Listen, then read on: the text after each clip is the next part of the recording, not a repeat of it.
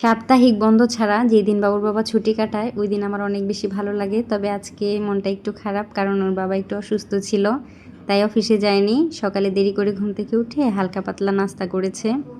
আর এখন এই যে দুপুরে রান্না করার জন্য সব কিছুই গুছিয়ে নিয়েছি। একটু করে মুরগির মাংস রান্না করব, কারণ ওর বাবা তো মুরগির মাংস পছন্দ করে না, মেয়ের আর বাবুর জন্যে। আর একটু ছোট মাছ রান্না করব, আর সাথে তো ডাল থাকবেই কম্পালসারি। ছোট মাছটা আমি গতকালকেই ভাজি করে রাখছিলাম না, আমি তো আগের দিনই মাছ ভাজি করে রাখি, তাহলে সকালে সুবিধা হয়। তো আজকে যেহেতু অফিসে যায়নি, তো দুপুরে রান্না করতেছি। শুধু আলু দিয়ে পেঁয়াজ দিয়ে ভুনা করেছি, আর এইদিকে যে ডাল রান্না করে নিলাম।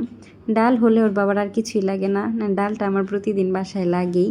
আর এখন এই যে মুরগির মাংসটা রান্না করে নিব একটু। আমার বাসায় দেখা যায় মুরগির মাংস খুব কম রান্না করা হয়, মানে মাংসটা একটু কমই খাওয়া হয়, মাছটাই বেশি খাওয়া হয়। তো রান্না বান্না আজকে একটু তাড়াতাড়ি হয়ে গিয়েছিল, কারণ আজকে আমি সকালে উঠেছিলাম, তারপর শুনি যে বাবুর বাবা অফিসে যাবে না। তো 2টার মধ্যে আমার রান্না বান্না, ঘর মোছা, বাবুকে স্নান করানো সব হয়ে গেছে। অনেকেই আমার ভিডিও দেখে বলেছে বাবুকে যেন আমার রান্নাটাই আস্তে আস্তে খাওয়ানোর ট্রাই করি আর কি। তো এখন থেকে সেটাই চেষ্টা করতেছি। তবে যেদিন মাংস রান্না করি সেই দিন একটু আলাদা করে ওকে রান্না করে দেই, কারণ আমাদের মাংসটা একটু ঝাল হয়ে যায়। রান্না বান্না শেষ করে গত 2 দিন আগে একটা কদবেল খেতে মন চাইতেছিল, নিয়েও এসেছিল ওর বাবা, কিন্তু খাওয়া হয়নি। তো ভাবলাম যে আজকে হাতে যেহেতু সময় আছে, সবাই মিলে বসে মাখা করে খাই। তবে সেটা আর খাওয়া হয়নি, কারণ ভেতরে ফাটিয়ে দেখি ভেতরটা একটু নষ্ট ছিল, তাই ফেলে দিয়েছি। আর এখন বাবুর জন্য একটু বিরিয়ানি রান্না করতেছি। বাবু মুরগির মাংসের তরকারি রান্না করলে তেমন খেতে চায় না, আর বিরিয়ানিটা রান্না করে দিলে একটু খায়, সেজন্য ওর জন্য একটু আলাদা করে রান্না করতেছিলাম। একটু সকালে উঠলে দেখা যায় রান্না বান্নাগুলো বেশ সময় নিয়ে সুন্দর করে করা যায়, আর সকালে যদি একটু বেশি ঘুমাই তারপরে দেখা যায় রান্না বান্নাও দেরি হয়ে যায় দুপুরের। তো রান্না শেষ হয়ে গেছে, গরম গরম বাবুর জন্য খাবার নিয়ে আসলাম। ওকে খাইয়ে দেওয়ার পর তারপর আমরা খাবো।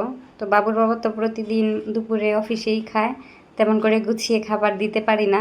তো আজকে বরমশাইকে সুন্দর করে খাবারটা গুছিয়ে দিলাম। তো সে তো মুরগির মাংস খাবে না, মুরগির মাংসটা আমি খেয়েছিলাম, আর সে ছোটো মাছ আর ডাল দিয়ে খেয়েছে। পরে বিকালে 1 কাপ চাও খেয়েছি। বর বাসায় থাকলে দুধ চা খাওয়া হয় না, লাল চাই বেশিরভাগ খাওয়া হয়। তো চা খেয়ে ও শরীরটা ভালো লাগতেছে, তো বললো যে সবজি বাজার করে নিয়ে আসি। বাসায় তেমন সবজিও ছিল না। আর এইদিকে আগামীকাল যে রান্না করব সেই মাছগুলো বের করে রাখছিলাম, এখন ভাজি করে রাখবো। প্রতিদিন এই কাজটা করা হয় বিকালের দিকে। আমি মাছ ভাজি করতে করতেই ওর বাবা চলে এসেছে সবজি কিনে, বেশ অনেক রকমের সবজি কিনেছিল। শীতের দিনে আমার এটাই ভালো লাগে, বিভিন্ন রকমের সবজি পাওয়া যায়, খেতে অনেক মজা লাগে। সাথে 3 রকমের শাক এনেছিল, এটা আমাদের 2 জনের জন্য অনেক। কলমি শাক, লাউ শাক, পুঁই শাক। তো যাই হোক, সুন্দর করে সব কেটে বেছে ফ্রিজে রেখে দিয়েছি। আর এখন সন্ধ্যার সময় বাবুকে ভাবলাম যে ডিম পাউরুটি ভেজে দেই, যেহেতু পছন্দ করে, তাই কয়েক পিস পাউরুটি ডিম দিয়ে ভেজে দিতেছি। সারাদিন ভিডিও করা নিয়ে, ভিডিও দেখা নিয়ে এত ব্যস্ত থাকি, একটু টিভিও দেখতে পারি না। আর যখনই টিভি চালানো হয় তখন এই যে ছেলের যন্ত্রণা দেখা যায় না। হয় সারাদিন কাজ করি, না হয় ভিডিও করি, না হয় ভিডিও দেখি, এই করতে করতেই সারাদিন চলে যায়।